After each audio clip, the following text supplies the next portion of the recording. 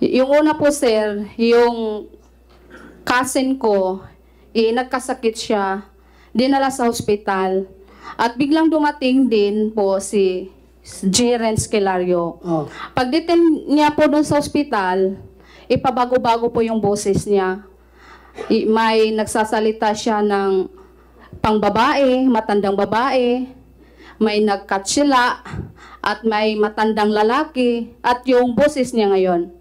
You confirm that, Jerez? Kaya mong magboses babae, boses katsila? Sampol. Sampol. Ha? Kaya? Sige. Kaya? Ano? Hindi po yan totoo. Ha? Hindi po yan totoo. Hindi totoo? Opo. Sige, thank you.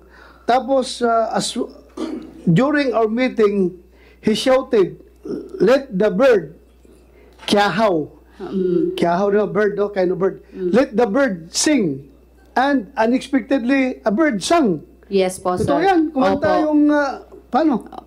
May boses po ng ibon Oh. na biglang tumunog. Huh?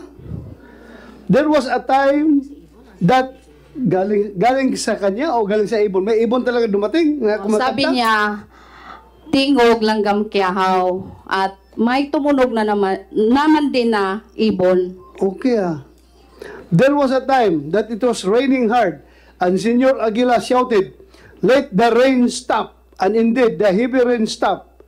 Since then, we really became die-hard believers because of his supposed powers. Yes po, sir. Huminto talaga ang ulan, sabi niya. Baka accidentally lang po din po, sir, yung... Bakit ka naging die-hard? Noon po yun, sir. Ano yun? Yung sobrang die-hard pa. Kaya nga po huminto ako sa pagtuturo. Okay, thank you.